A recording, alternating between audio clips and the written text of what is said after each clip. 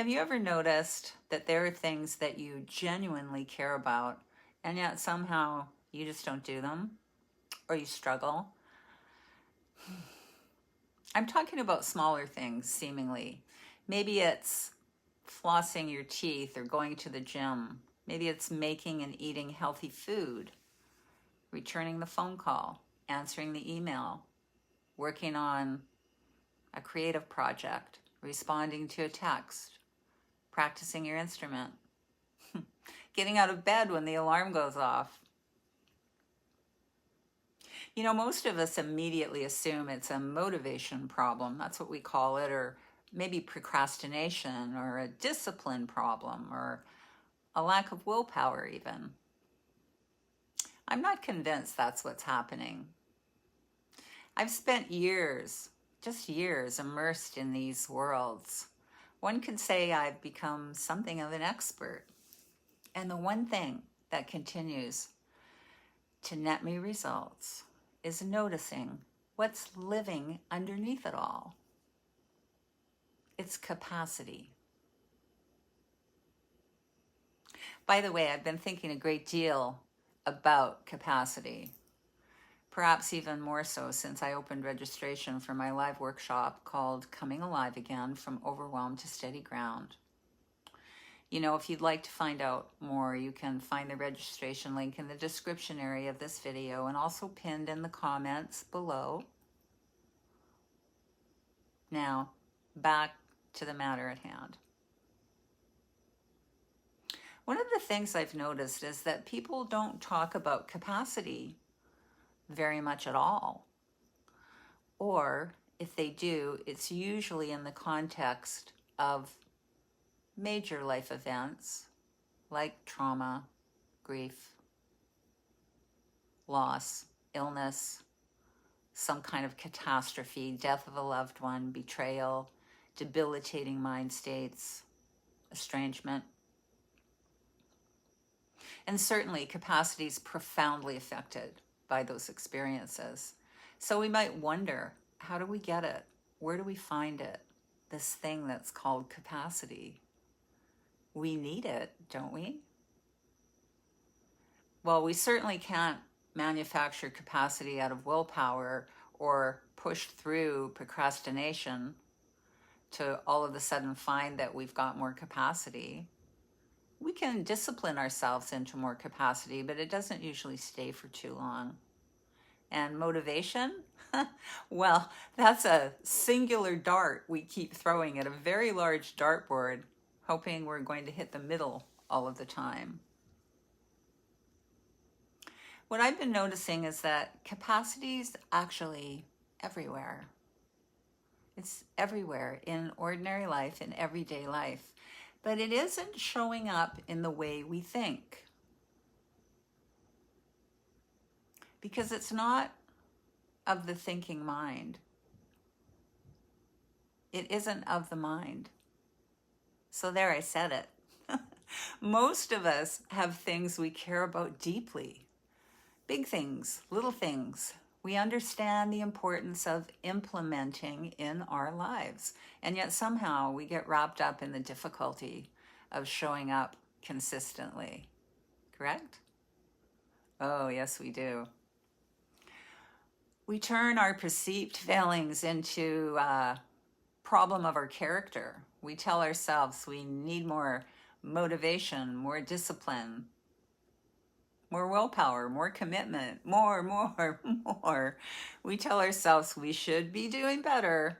After all, we know better, don't we? But knowing and doing, they're not the same thing. Most of us understand that as well.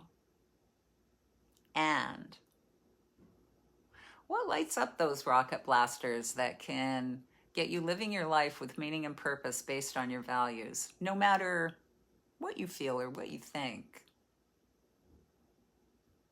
Well, spoiler alert, it really isn't anything that comes from a thought process.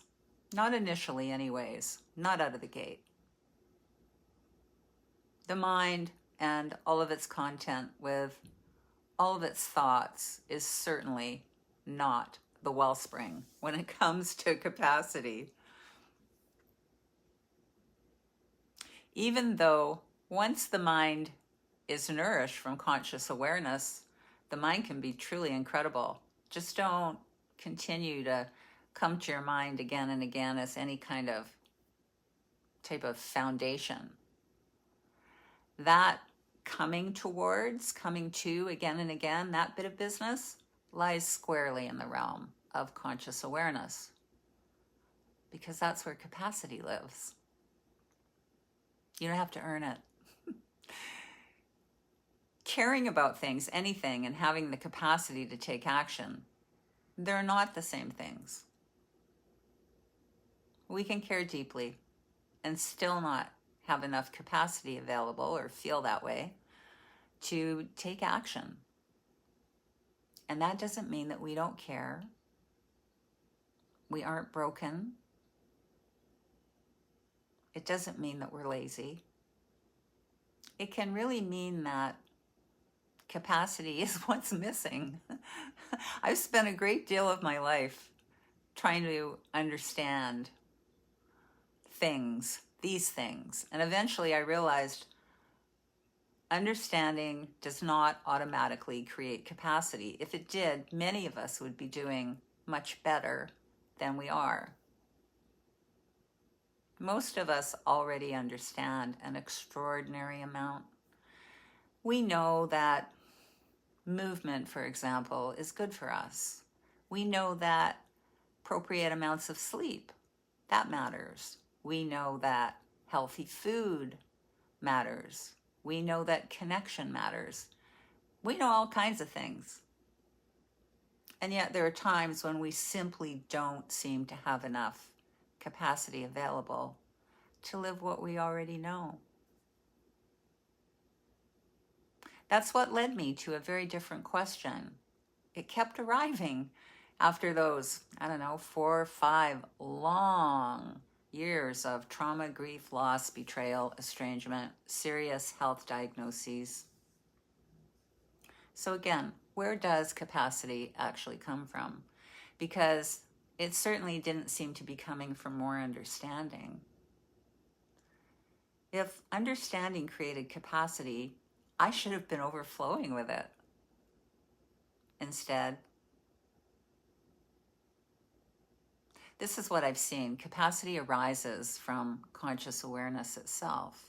It's not an idea. It's not a philosophy.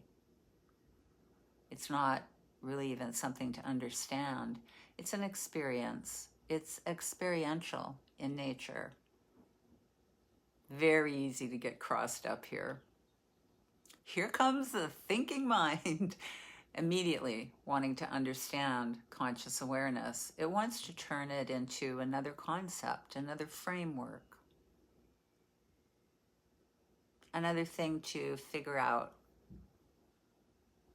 But conscious awareness isn't another thought. It isn't another understanding. It's a foundational experience. More capacity than we can imagine becomes available there. And what I notice is that when I spend time in that experiential space, things change. There's more room, more steadiness. Capacity becomes available. Not because I've solved my life and not because I've figured everything out, but because I've touched something more foundational than thought. Those of you who follow me have heard this before, and I'll keep repeating it.